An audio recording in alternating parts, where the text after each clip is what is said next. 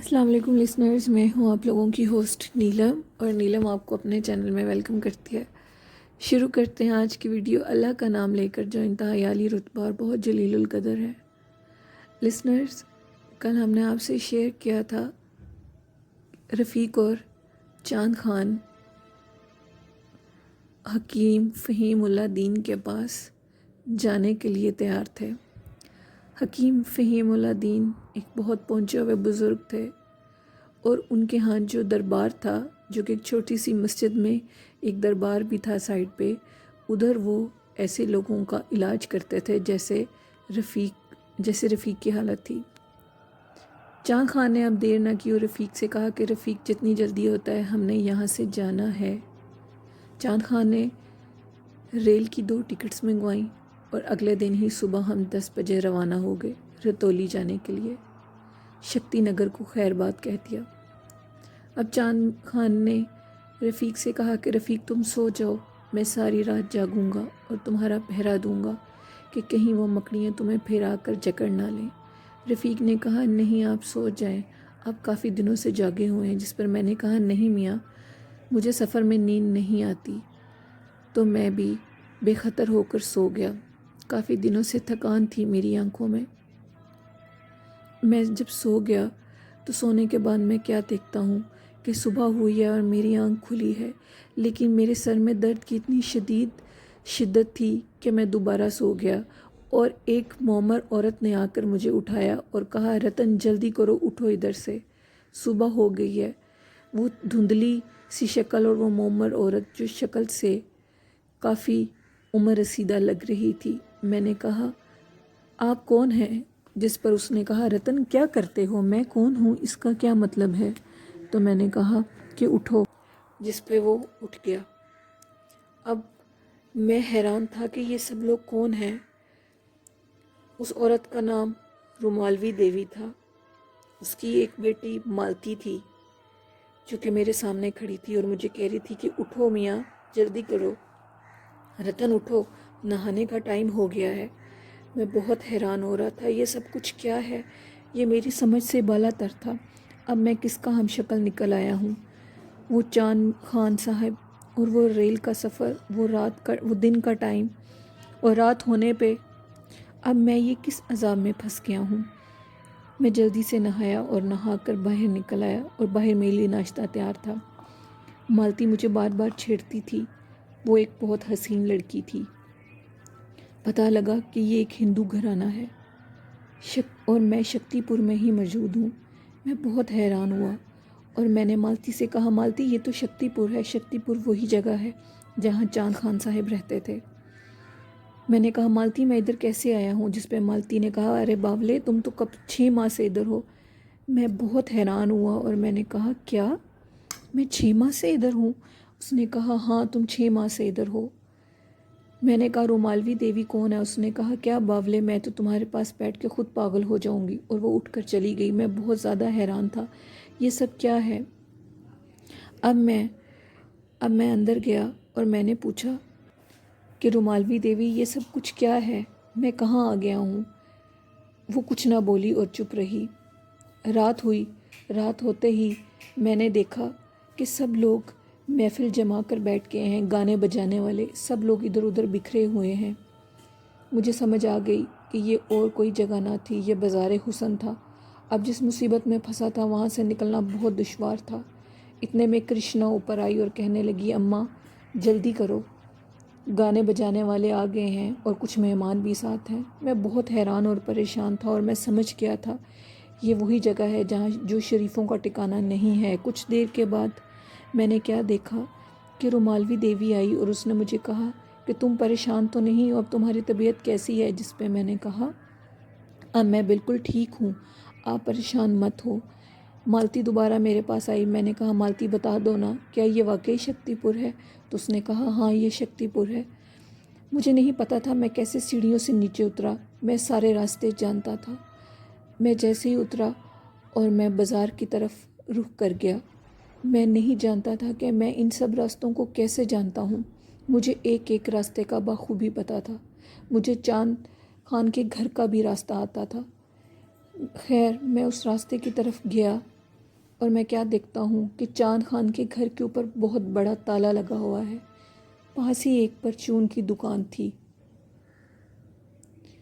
میں نے اس پرچون کی دکان والے بزرگ سے پوچھا کہ چاند خان کدھر ہیں، جس پر وہ 2 منٹ چپ رہے اور بولے کہ تم کیا ان کے کوئی عزیز ہو؟ جس پر میں نے کہا نہیں، آپ مجھے بتا سکتے ہیں کہ وہ کدھر ہیں؟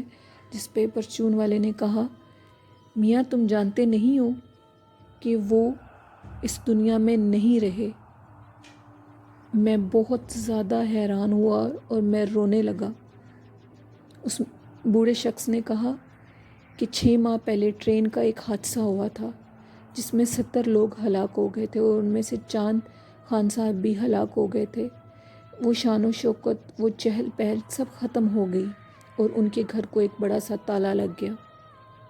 میں نے پوچھا ان کے ساتھ جو ان کے بندے ہوتے تھے وہ کدھر ہیں؟ تو انہوں نے کہا میاں جب تک زندگی ہو تب تک ہی لوگ ساتھ رہتے ہیں، اس کے بعد کیا پتہ کوئی کہاں اور کوئی کہاں۔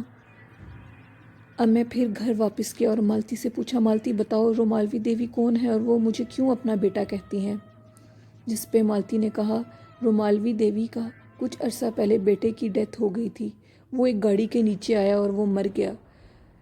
کچھ دنوں کے بعد ٹرین میں حادثہ ہوا اور حادثے میں تم وہاں پر بے ہوش پڑے تھے لیکن تم زندہ تھے، جس پر وہ تمہیں اٹھا کر اپنے ساتھ گھر لے آئیں اور اپنے بیٹوں کی طرح تمہیں پالنے لگ گئیں۔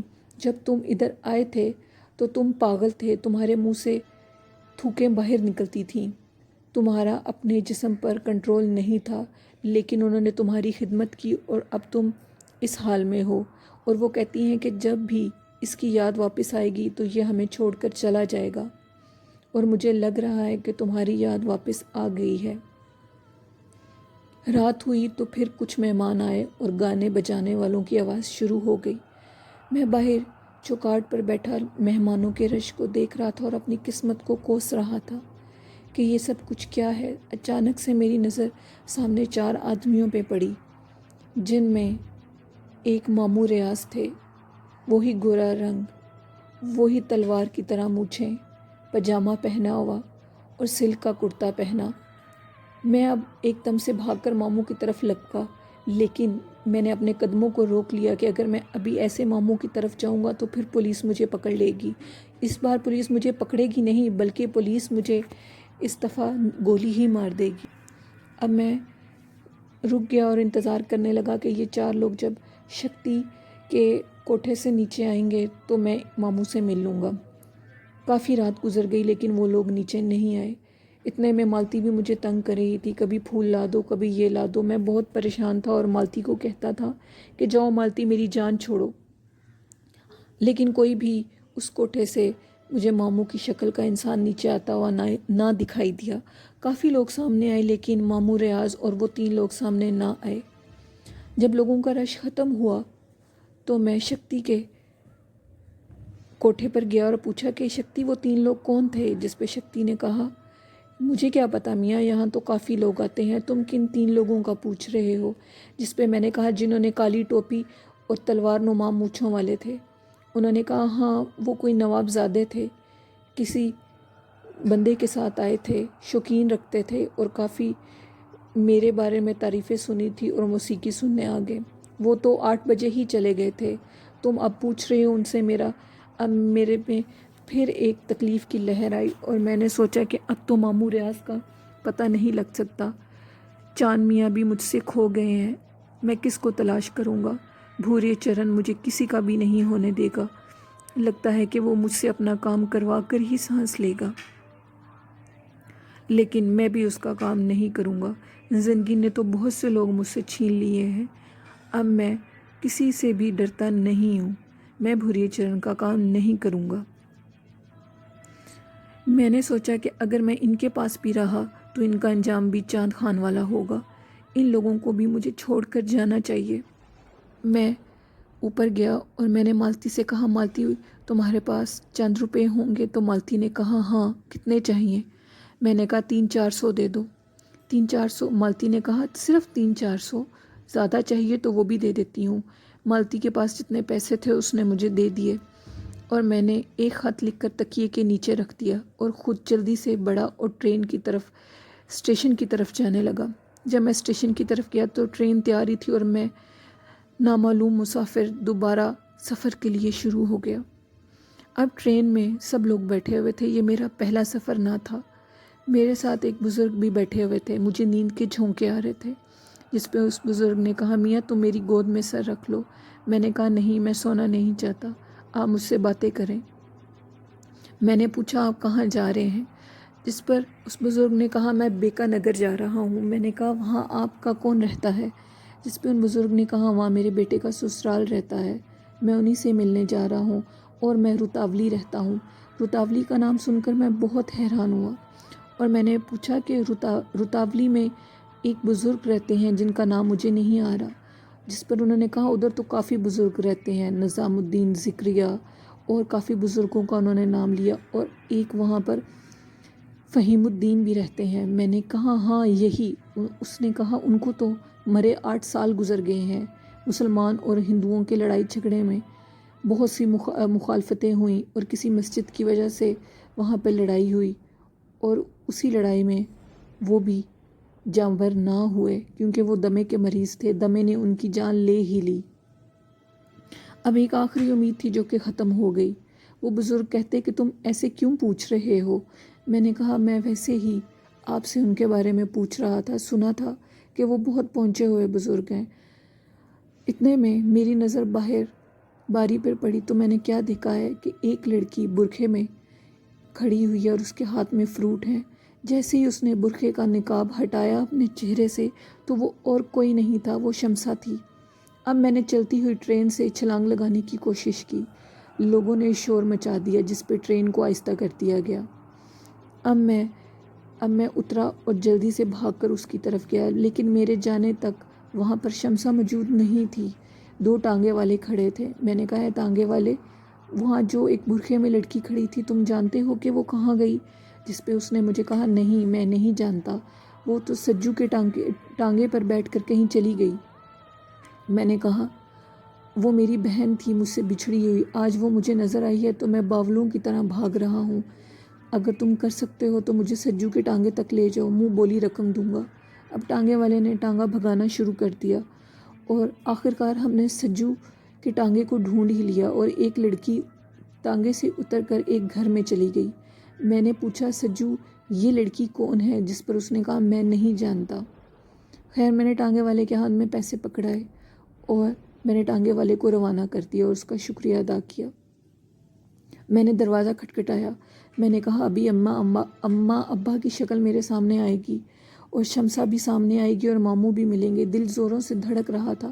دروازہ کھلا تو ایک سفید داڑھی والے باریش بزرگ کھڑے ہوئے تھے۔ میں نے کہا آپ کون؟ ساری امیدیں ٹوٹ گئیں۔ جس پر انہوں نے کہا میں نیاز اللہ ہوں۔ میں نے کہا اندر میری بہن گئی۔ انہوں نے کہا کون بہن؟ میں نے کہا شمسا، جس نے کالا برقعہ پہنا تھا، ابھی تو آئی ہے اسٹیشن سے فروٹ لے کر۔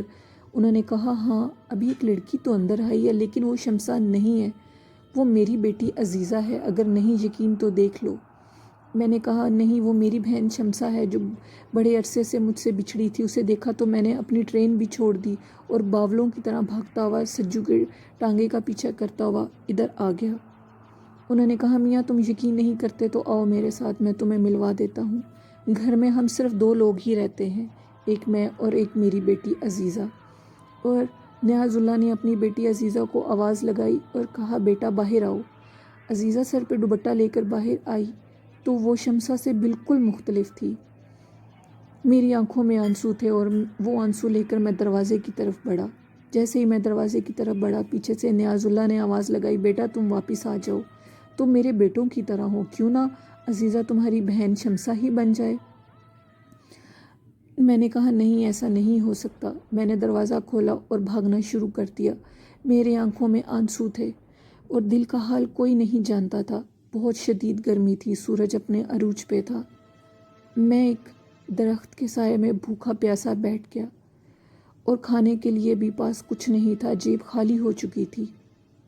کچھ دیر میں نے کیا دیکھا کہ میری کمر پہ کسی نے ہاتھ رکھا ہے۔ میں نے پیچھے سے دیکھا تو وہ اور کوئی نہ تھا، نیاز اللہ صاحب تھے۔ انہوں نے مجھے کہا بیٹا بہت گرمی ہے، ضد مت کرو، تم میرے ساتھ گھر چلو، کچھ کھا لینا، اس کے بعد طے کریں گے کہ کیا کرنا ہے۔ نیاز اللہ صاحب بہت اچھے اور نیک چہرے کے بزرگ تھے۔ ان کی نیکی کا اندازہ ان کے چہرے سے لگایا جا سکتا تھا۔ اب میں نیاز اللہ صاحب کے ساتھ ان کے گھر چلا گیا۔ عزیزہ نے کھانا تیار کیا ہوا تھا۔ میں نے وہ کھانا کھایا اور نیاز اللہ صاحب نے میرے لیے چائے بنوائی۔ اب نیاز اللہ صاحب مجھے کہہ رہے تھے کہ بیٹا بھاگنے کی ضرورت نہیں ہے، ہم دونوں باپ بیٹی ادھر رہتے ہیں، میں تمہیں اپنی کہانی سنانا چاہتا ہوں، پھر تم سے تمہاری کہانی کے بارے پوچھوں گا۔ نیاز اللہ صاحب نے بتایا کہ ان کی بیگم کچھ عرصہ پہلے وفات پا چکی ہیں اور میں نے اپنی بیٹی عزیزہ کی شادی کی تھی، جس پر کچھ عرصے کے بعد اس کے خاوند بھی اس دنیا سے رخصت ہو گئے اور اب عزیزہ دوسری شادی کرنے کے لیے تیار نہیں ہے۔ ہم باپ بیٹی اکٹھا رہتے ہیں، تم عزیزہ کے بھائی بن سکتے ہو، یہی میری دکھ کی داستان ہے۔ میری کچھ زمینیں تھیں جن کو میں نے بیچ کر 2 گھر لے لیے، ایک گھر کرائے پہ دے دیا اور ایک گھر میں خود رہتا ہوں۔ اب تم مجھے اپنی داستان بتاؤ۔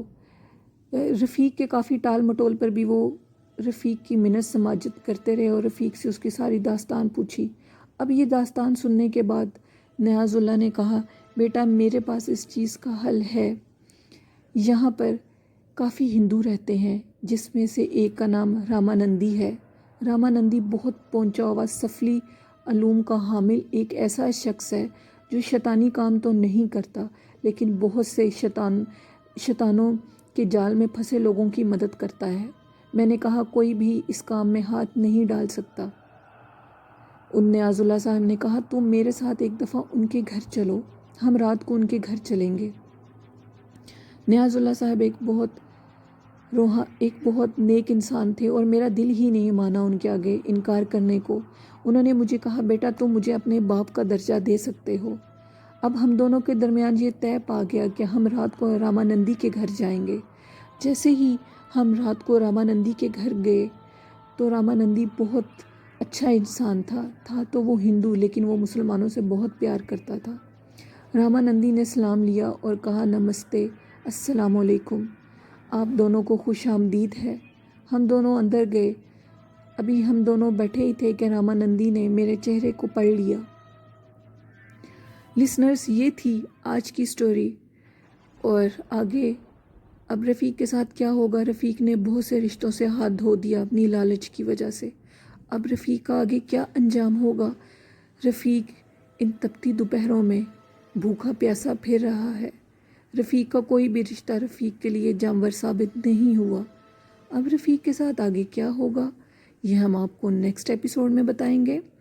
اور لسنرز ہمارے چینل کو پلیز زیادہ سے زیادہ سبسکرائب کیجئے، ہمیں آپ کی سپورٹ کی ضرورت ہے۔ اسی کے ساتھ اپنی ہوسٹ نیلم کو اجازت دیجیے۔ اور ہاں لسنرز ایک اور بات، آپ بھی ہمارے ساتھ اپنے قصے شیئر کر سکتے ہیں ای میل پہ۔ ہمارے کچھ لسنرز ہیں جنہوں نے اپنی وائس میں ہمیں اپنے قصے بھیجے ہیں، وہ بھی ہم آن ایئر کریں گے۔ آپ بھی ہمیں اپنے قصے بھیج سکتے ہیں۔ اور اسی کے ساتھ اپنی ہوسٹ نیلم کو اجازت دیجیے۔ اللہ حافظ، اللہ نگہبان۔